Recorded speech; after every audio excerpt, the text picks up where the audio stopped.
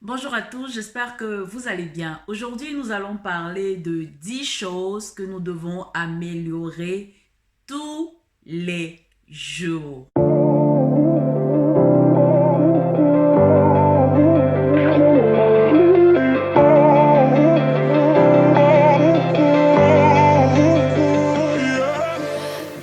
Merci à toutes les personnes qui me suivent depuis un moment et bienvenue à toutes les nouvelles. Je suis Isabelle Essomé et en général ici je parle de nutrition et de développement personnel.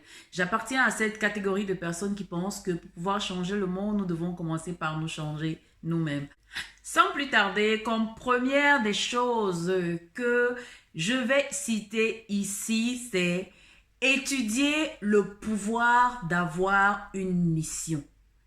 Le pouvoir d'avoir une mission, le pouvoir d'avoir un but, un objectif de vie.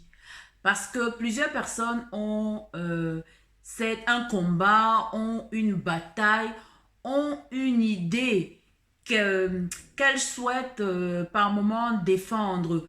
En général, quelqu'un qui a une idée, qui a un combat, c'est que c'est cette personne-là qui a quelque chose qui l'anime.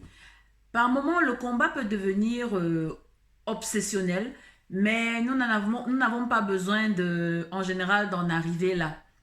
C'est simplement quelque chose qui nous pousse, quelque chose qui nous motive, quelque chose que nous souhaitons défendre, une idée que nous souhaitons faire passer, un moyen d'expression que nous combattons en permanence. Et par moment, dans ce combat que nous souhaitons mener, nous avons plusieurs choses qui peuvent nous ralentir. Nous avons, par exemple, notre passé qui peut jouer un réel frein par rapport à cette mission que nous nous sommes donnée. Nous avons également les distractions. Nous avons autour de nous beaucoup de distractions qui peuvent parfois nous sortir du cadre ou de l'idéal que nous combattons. La mission est un outil puissant qui nous recadre totalement vers le futur et qui nous booste en fait, qui nous permet d'accepter de nouveaux défis, de nouvelles expériences parce que nous sommes tellement ancrés dans la réalisation de cette mission ou alors le développement de cette mission que nous sommes totalement focalisés vers le but. Deuxième chose que nous devons absolument travailler au maximum, c'est notre confiance. La confiance en soi. Elle doit être travaillée au maximum. Nous devons essayer de l'améliorer au maximum en permanence. Elle vient d'où la confiance en soi? En général, la confiance en soi, nous la développons par le fait de ne pas négliger les petites choses. Nous sommes des personnes qui, lorsque nous nous fixons un objectif, lorsque nous décidons de faire quelque chose, nous essayons, nous donnons au maximum pour pouvoir réaliser la chose. Ce qui fait que de façon inconsciente, nous développons cette aptitude en nous où nous sommes en fait dans un mode je fais toujours ce que je décide de faire. Et c'est le fait d'être aussi méticuleux dans les petites choses. C'est cette discipline qui nous booste afin de développer cette capacité à avoir confiance. Parce que si je prends l'exemple de je me fixe comme objectif me réveiller désormais à peut-être 4 heures du matin ou 6 heures pour aller faire du sport et que je ne le fais pas, ce qui se passe automatiquement, c'est que parce que je ne me suis pas réveillée à 6 heures pour faire le sport que je me suis donné, systématiquement, je suis désormais comme quelqu'un qui, en fait, je ne me fais plus moi-même confiance et de façon inconsciente, cette position affecte ma capacité à entreprendre autre chose. La confiance en soi affecte pratiquement tous les aspects de notre vie. Troisième chose que nous devons améliorer absolument en permanence, c'est l'enthousiasme. Alors, lorsque nous parlons d'enthousiasme, il ne s'agit pas ici de crier, de bouger, mais simplement cette capacité interne que nous avons à continuer à nous développer par rapport à la mission que nous nous sommes donnée. Donc, nous agissons par rapport à cette mission en permanence. Quatrième chose que nous devons améliorer en permanence au quotidien, c'est notre expertise.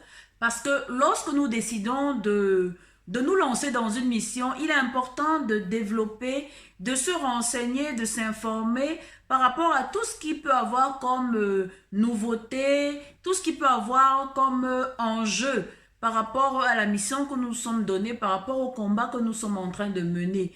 Les choses évoluent, les choses changent, donc nous devons avoir la capacité d'avoir la maîtrise du sujet, d'avoir la maîtrise de la bataille pour laquelle nous sommes engagés et avoir vraiment de nombreux axes d'amélioration en termes de peut-être formation, en termes de nouvelles même, par rapport à l'évolution du domaine dans lequel nous sommes, du domaine dans lequel nous exerçons, ou alors du combat pour lequel nous nous sommes engagés. Alors, comme cinquième axe, nous allons parler de la préparation.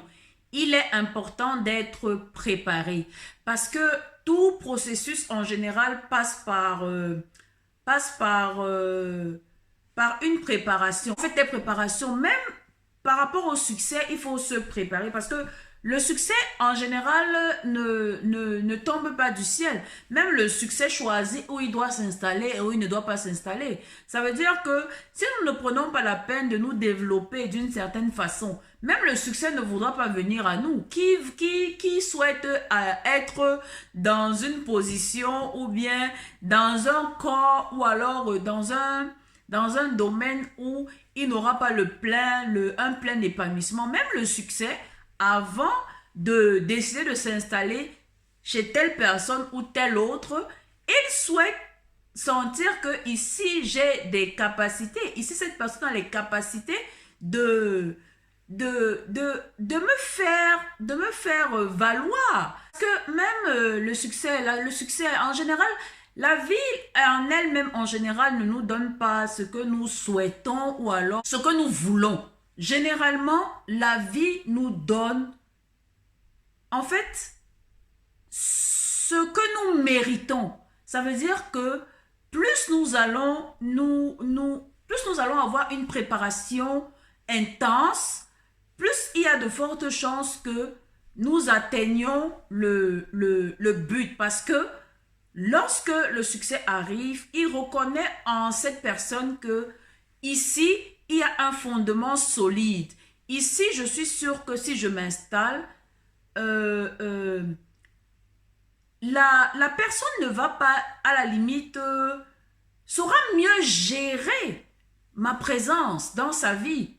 Donc, le succès ne vient pas, il s'installe chez n'importe qui. Non, il faut mériter le succès. Alors ici, il s'agit de se poser la question, que dois-je faire pour être prêt? Au lieu de chercher le succès, je dois plutôt me tourner vers qu'est-ce que je suis censé faire, qui je suis censé devenir pour pouvoir attirer à moi le succès que je souhaite. C'est là la véritable question. Nous devons être autonomes. Ce serait bien de recevoir d'une personne et par la suite d'une autre, ainsi de suite. Même si j'ai besoin de certaines personnes, certains collaborateurs pour me donner un coup de main dans certaines tâches, il faudrait que je sois en même de faire, même si ces personnes ne sont pas avec moi. Il faudrait avoir la capacité d'être un dernier, ressort, un dernier recours pour ces personnes qui m'entourent. Pour cette équipe, peut-être que je suis en train de bâtir ou quoi que ce soit.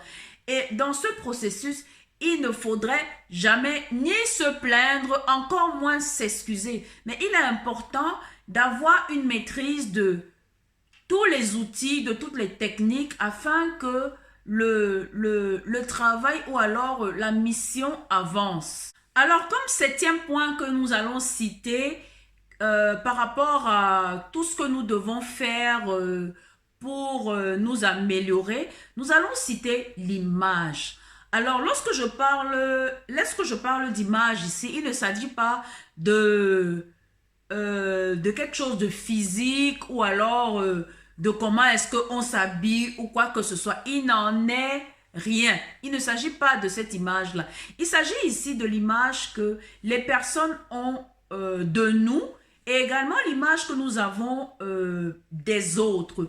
Est-ce que nous sommes quelqu'un, nous considérons les personnes par rapport à leur véritable valeur? Est-ce que nous ne nous attardons pas sur les détails comme quoi l'accoutrement, le physique ou quoi que ce soit et vice-versa? Le regard que les autres peuvent avoir de nous, est-ce que nous inspirons la confiance? Est-ce que nous inspirons l'honnêteté?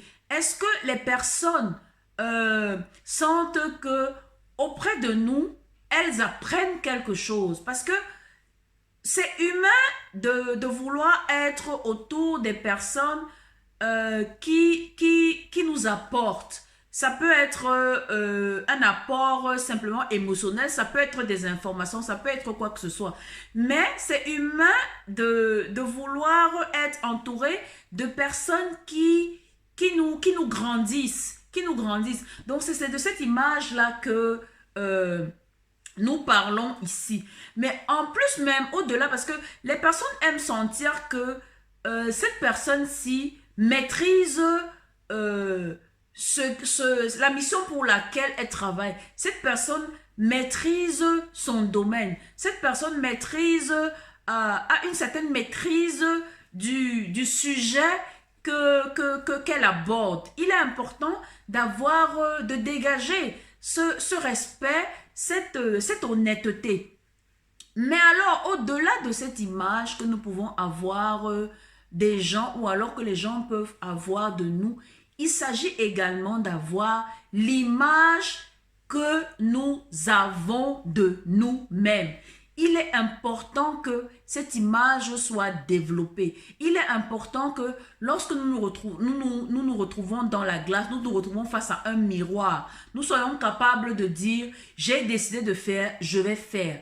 Que nous puissions regarder notre reflet et nous dire « je suis content de ce que j'ai comme rendement. Je suis content de l'engagement que j'ai pris. Je suis content de ma capacité à respecter tout ce que j'ai dit que je vais faire. » Parce que lorsque nous maîtrisons notre mission et que toutes nos actions, les personnes voient tout ce que nous faisons, tout ce que nous avons comme entreprise, tout ce que nous avons comme action vis-à-vis de cette mission, nous inspirons la confiance.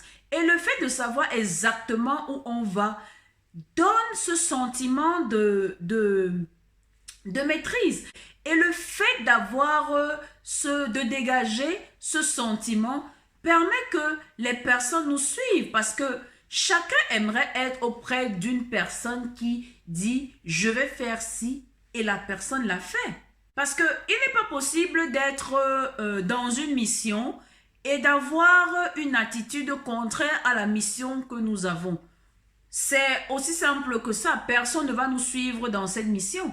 Mais il suffit que nos actions parlent. Il suffit que nous ayons la clarté dans toutes nos actions pour que nous inspirons la confiance des autres et que les personnes intègrent la mission que nous nous sommes donnée. Que les personnes se disent non, je veux réellement faire partie de cette mission parce que c'est une personne qui m'a montré qu'elle sait où elle va, elle a la maîtrise de son sujet, elle travaille en permanence pour continuer à s'améliorer et c'est évident que chacun souhaite avoir ce genre de compagnie. Au niveau de notre image également, ce que nous pouvons voir au travers de notre reflet, au travers du miroir que nous avons, notre façon de nous habiller, notre façon de communiquer, notre façon de de faire ressentir certaines choses à des personnes, notre capacité à apprendre, parce qu'il est important de se développer tous les jours. Il faudrait que les personnes sentent que nous sommes en charge. Notre capacité à lire des livres, notre capacité à assister à des formations. Comme huitième point, nous devons développer notre caractère. Développer notre caractère comment? Devenir une personne qui mérite le respect. Devenir cette personne intègre. Devenir cette personne qui inspire la confiance. Parce que il est important de développer ce caractère. Être quelqu'un qui aspire à faire de bonnes choses. Nous devons observer notre passé, notre capacité à en tirer des leçons. Nous devons également observer autour de nous ce qui se passe autour de nous. Là où nous devons regarder en dehors de la glace, c'est vraiment à l'intérieur de nous. Est-ce que nous avons cette capacité à nous regarder en face et être fiers? C'est de ce caractère, de cette image qu'il s'agit. La neuvième chose que nous devons absolument travailler, c'est la discipline. Il est important pour nous de travailler notre discipline au quotidien. Est-ce que lorsque je m'engage à faire quelque chose, je le fais? Est-ce que lorsque je dis je vais me lever pour courir, je cours? Est-ce que lorsque je dis je vais écrire, je me lève et je crie? La capacité à faire ce pourquoi je me suis engagé, la discipline. Et comme dixième point, nous allons parler de la performance. Oui, notre performance. Pour pouvoir faire des choses extraordinaires, nous devons avoir des actions extraordinaires. Il n'est pas possible de faire la même chose et d'attendre un résultat différent. Personne ne viendra. La société ne nous demande pas de lire des livres. C'est nous qui devons savoir que nous devons lire des livres pour pouvoir avoir une certaine connaissance. La société ne nous demande pas de choisir au niveau de notre alimentation tel choix ou tel autre. Nous devons savoir que je dois m'alimenter de cette façon par rapport à ma santé. La société nous demande, il y a beaucoup de choses que la société ne nous demande pas, mais nous devons savoir que nous devons faire ces choses par rapport à nous-mêmes, par rapport à notre évolution, par rapport à notre transformation. Alors, voici les 10 choses que je voulais partager aujourd'hui que nous devons essayer d'améliorer au quotidien. Alors, je dis une fois de plus merci merci d'avoir suivi la vidéo. Je réitère, ce n'est pas déjà fait. Je t'invite à t'abonner à la chaîne et activer la cloche pour ne rien rater de tout ce que nous pouvons partager ici dans cette communauté. Merci encore et à très bientôt.